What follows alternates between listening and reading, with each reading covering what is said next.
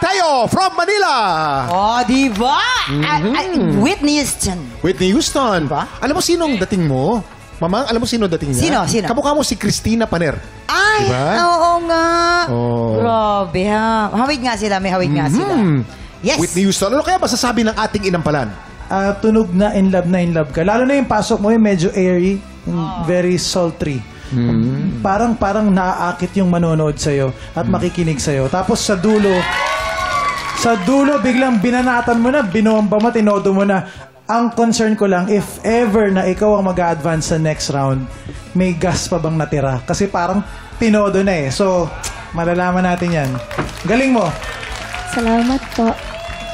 Ay, alam mo, narinig kong chika na pinagsabay mo daw yung pag-aaral tsaka pagsasali ng contest. Alam mo, dati mamang, ganun ako. Before, di ba, mahirap kami. So, habang nag-aaral ako, para may pangbayad ako sa tuition ko, sumasali ako sa sing contest. Oo, kahit talo ako, kahit manalo ako, basta may baon ako kinabukasan. Kaya MC, believe ako sa'yo na pinagsabay mo. Pero wag mong naman yung pag-aaral mo, ha? Wag mong bitawan. Basta sinunod mo lang din yung passion mo tsaka pag-aaral. Carry naman. Kasi ako nakapagtapos din ako. Na-carry ko naman. Opo. Maganda ang boses mo. Malaki. Kagaya nung kay Whitney Houston. Isa lang napon ako. Opo. Wag masyadong ilapit ang mic sa simula. Ganon. Kasi ang boses mo, malakas na eh. Yung quality tuloy ng boses mo, hindi na-appreciate dahil masyadong malapit. Nung bumibira ka, nilalayo mo. Ilayo mo pa ng konti. Yes po. Yan, mga tips ha. Mas gagaling ka pa pagkatapos itong Sabi contest na sa'yo, to. kaya ako nag-dancer eh. Anong score kaya ang ibibigay ng ating inampalan? MC, ito ang stars na ibibigay ko sa'yo. 4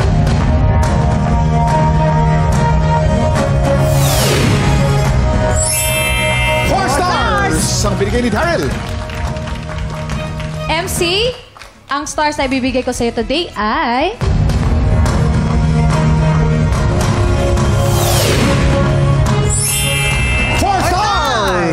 MC, how are you feeling? Ay, masaya po and thankful po kay God. Ayan. Bibitinin muna natin ang score ni Renz. Sa ngayon, kilalanin na natin ang ating pangalawang kalahok, si Catherine Sagit. Matagal ng singer. Pero may isa kang condition kung saan medyo namomroblema ka at nakakasagabal ito sa pagkanta mo. So, ito yung sa pangak. Parang nahihirapan akong kumanta, especially when it comes to opening ng mouth ko. Kapag kumakanta ako, nag-struggle ako. So, nagkaroon ako ng parang depression because of that. Kasi parang I was feeling na katapusan na ng pangarap ko kasi yun yung pinaka-majority na requirement para gumaling ka sa pagkanta. Sabi ko nga, hindi ako titigil dahil doon kasi pangarap ko to and passion ko nga po yung pagkanta. And ito rin siguro yung magiging way somehow para maipagamot ko yung sarili ko. Para kanino ka lumalaban? Una-una po para po sa magulang ko kasi ang magulang ko po 75 years old and 78 years old na po sila. So ako na po talaga yung nagsusupport po sa kanila. 11 kaming magkapatid pero lahat sila may pamilya na. So ako lang talaga yung parang capable na mag-support sa kanila. And sobrang mahal ko po yung parents ko. So hindi ko po sila kayang pabayaan na alam mo yun. Kaya kahit may trabaho ako, hindi ko mai-priority yung pagpapagamot ko kasi may iba akong mas priority na mas mahalaga. Pero I'm sure sa labang ito, ibibigay mo talaga ang iyong puso and magiging proud talaga yung mga magulang mo. Kaya good luck sa'yo, Catherine. Thank you po. Catherine Sagid ng Pasig. Catherine Sagid. Pareho kayo ng beauty, mamang ha? Pareho kayo Filipina beauty. And of course, ang talent naman, kakaiba talaga ang talent sa pagkanta ng mga Pilipina. Ano kaya masasabi ng ating inampalan? Catherine, at ang hirap talaga ng kanta. Di ba? Na kinanta mo. Diyos ko. Angeline Quinto, oo. Pero na-amaze ako sa shifting mo yung falsetto, tapos naka-full voice ka, naka-chest voice ka sa dulo. Siguro, more confidence lang, yung the way you deliver. Parang na-feel ko yung kaba niya. Pero parang yun, medyo na-feel ko lang na there were some parts na parang na-overwhelm ka ng kaba. Pero other than that, okay naman yung performance mo. Thank you po. Ako kinakabahan pa rin ako, Tito, pag kumakanta ako. Ito sinabi sa akin ni Tita Pilita. Ay. Pag nawala na yung kaba, mawawala na rin yung quality ng performance mo. Tama. Oo, totoo yan. I agree. Catherine, nakukulangan lang ako sa expression. Medyo stiff ng konti ang iyong movements. So, kailangan mo mag-loosen up Yeah. pag kumakanta ka. Although, may na-notice ako, in some parts medyo off, medyo hindi naaabot, practice lang naman ang kailangan doon. Pero dahil sa hirap nga nung kanta Oo at nga. ang hirap naman bigyan ng justice to the song, maganda ang performance mo. Thank you po. Maraming salamat. Very encouraging ang comments ng ating mga inampala. At saka, alam mo, nakakatuwa kasi yung pagkakasabi ni Sir Renz ng Catherine. Parang, magkabit na kayo ng kulambo. Ipasok na yung arinola ng lola. Probinsya.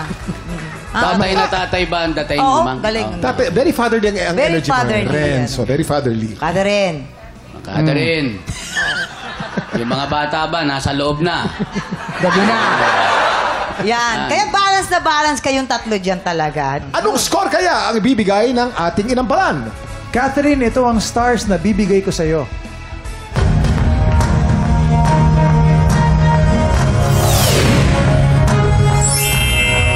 Three stars from Daryl. Catherine, ang stars na ibibigay ko sa'yo ay...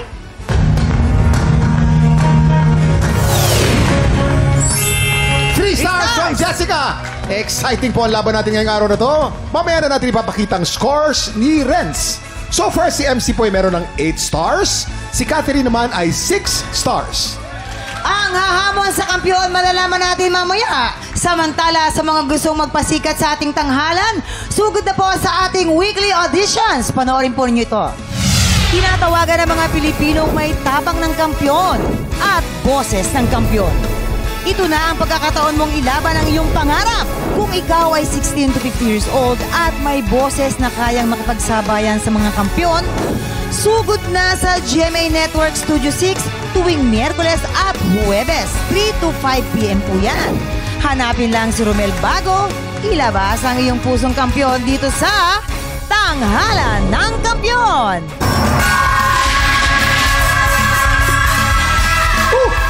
Renz, oras na para malaman namin kung anong score ang bibigay mo kay MC. MC, ang ibibigay ko sa iyo ngayong araw ay...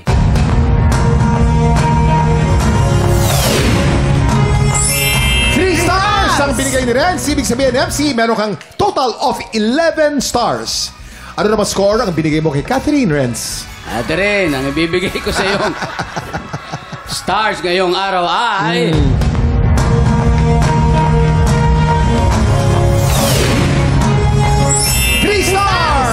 Catherine, you have a total of 9 stars. Ang hahabol sa kampiyon, si MC Mateo! Handa na ang tanghalan para sa umatikabong showdown ng humamon at ng kampyon ngayon. Simulan na natin ang Back-to-back Tapatan!